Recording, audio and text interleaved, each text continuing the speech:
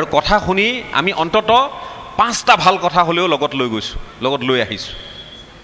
আৰু ময়ো আশা কৰিম আমিয়ে নহয় ইয়াত সন্মানীয় আমাৰ বৰদলৈ ছাৰ আছে বা পূজাৰী ডাঙৰীয়া আছে তেওঁলোকেও আপোনালোকক উদ্দেশ্যি যিবোৰ কথা ক'ব তাত অন্ততঃ 5টা 10টা ভাল কথা লৈ আপোনালোক কিন্তু ঘৰলৈ যাব লাগিব দেই আমি ভাল মানুহ হ'ব লাগিব এই সমাজখনত আমাৰ দায়িত্ব আছে ইয়াত পঢ়ি যোৱা ছাত্ৰসকলে এটা সময়ত পঢ়ি যোৱা ছাত্ৰসকলে যদি ভাবি ল'লেহেঁতেন আমি ইমানতে পঢ়িলোঁ আৰু শেষ আৰু পঢ়িব নালাগে তেতিয়া তোমালোকক পঢ়ুৱাবলৈ ইয়াত শিক্ষক নোলালেহেঁতেন হয়নে নহয় কেৱল শিক্ষক হ'লেও নহ'ব আমি ভাল সাংবাদিকো হ'ব লাগিব আমি ভাল খেলুৱৈ হ'ব লাগিব ভাল বক্তা হ'ব লাগিব ভাল এগৰাকী আমোলা হ'ব লাগিব আমোলা বুজি পোৱা নে নোপোৱা হা এই যে আমাৰ যিসকলে আমাৰ প্ৰশাসনটো নিয়ন্ত্ৰণ কৰে আমি এতিয়া তপন গগৈ ডাঙৰীয়া তেওঁ এগৰাকী সাংসদ তেওঁক জনতাই নিৰ্বাচন কৰিছে 5 বছৰ কাৰণে ভোট দিছে এইবেলি যদি আকৌ তেওঁ টিকট পায় তেওঁক আকৌ মানুহে ভোট দিব বা যদি তেওঁক মানুহে বেয়া পাই নিদিব সেইটো এটা বেলেগ কথা তেওঁলোকৰ কাৰ্যকালটো 5 বছৰ এইটো বৃদ্ধিও হ'ব পাৰে নহ'বও পাৰে গম পাইছেনে কথাটো কিন্তু আমোলাসকল তেওঁলোকে বিশেষ পৰীক্ষা ইত্যাদি দি তেওঁলোকে এটা দায়িত্বত কাৰ্যনিৰ্বাহ কৰে ঠিক আছে অসম লোকসেৱা আয়োগৰ পৰীক্ষা দিব কেন্দ্ৰীয় লোকসেৱা আয়োগৰ পৰীক্ষা দিব যিসকলে কেন্দ্ৰীয় লোকসেৱা আয়োগৰ পৰীক্ষা দিব তেওঁলোকৰ তাৰ পৰা IAS ওলাব ইণ্ডিয়ান এডমিনিষ্ট্ৰেটিভ ছাৰ্ভিচ যিসকলক আমি যে দেখোঁ কেতিয়াবা ইয়াত DC আহে হয়নে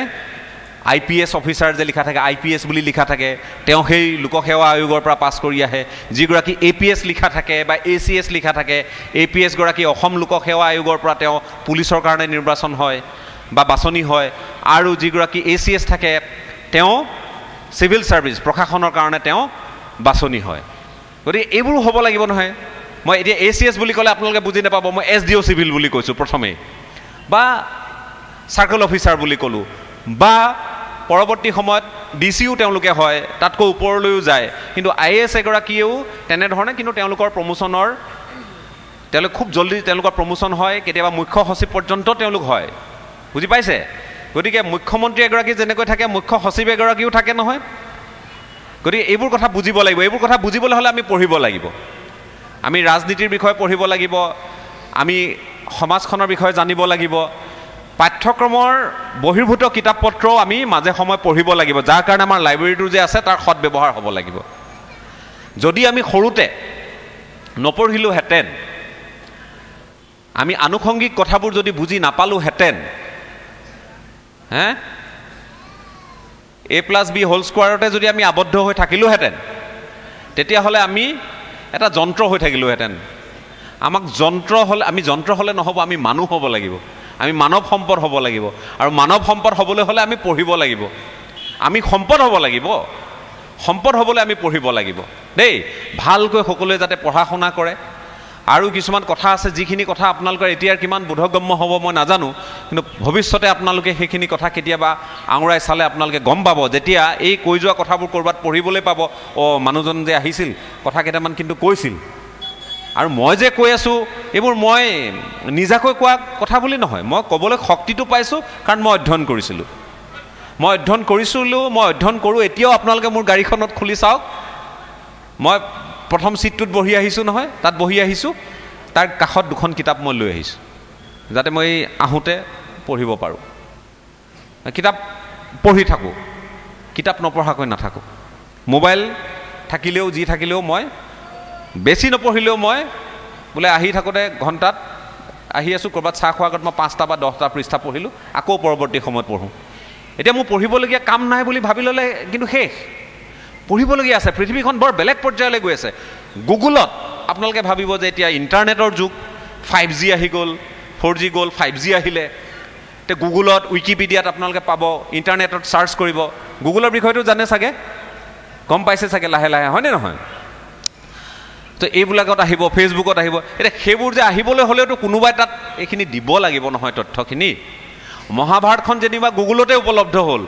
তো মহাভাৰতটো কোনোবাই লিখিব লাগিব লিখিছিলে কাৰণেহে গুগলত এতিয়া তাক PDF ফৰ্মেটত আমি পাওঁ বা পাবলৈ সক্ষম হওঁ।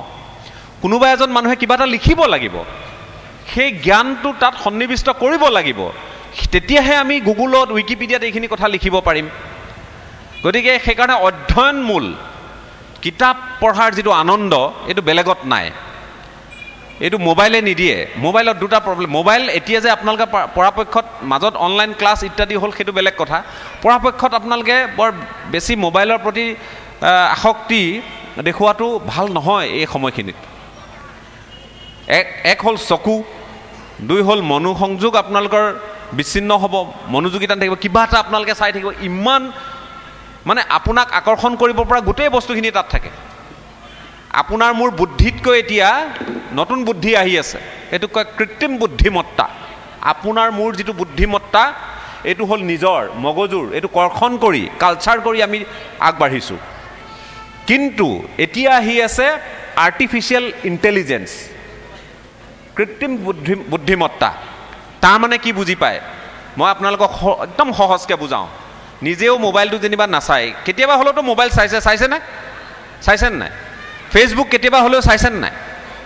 আচ্ছা, ইউটিউব কেতিয়াবা চাইছেনে নাই চোৱা? ৰীল চাইছেনে নাই চোৱা?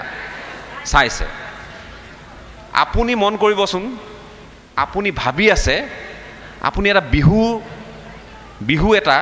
মোবাইলটোৰ সন্মুখত আছে, আপুনি ভাবি আছে যে মই এটা যদি এই মুহূৰ্তত ভাল বিহু এটা শুনিবলৈ পালোহেঁতেন।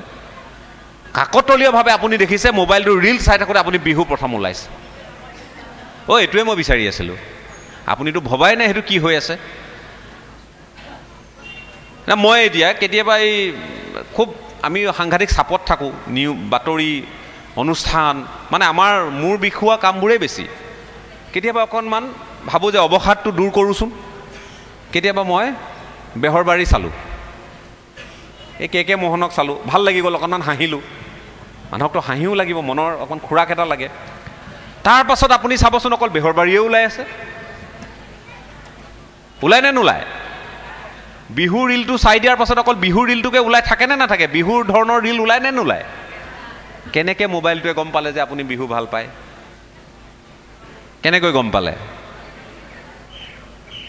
এইটোক কয় আৰ্টিফিচিয়েল ইণ্টেলিজেঞ্চ, কৃত্ৰিম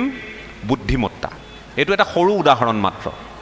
তাতকৈও ডাঙৰ ডাঙৰ ভয়ানক কাণ্ড হ'বলৈ গৈ আছে।